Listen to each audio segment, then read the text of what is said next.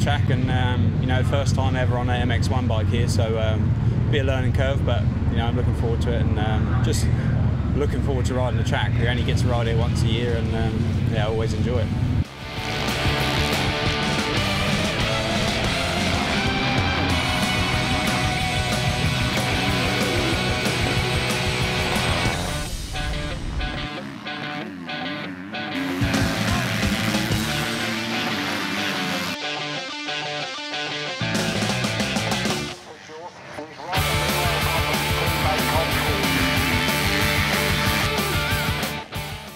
I had good starts, a good speed, a good lines out there today. The track was really, really rough, made for some good racing.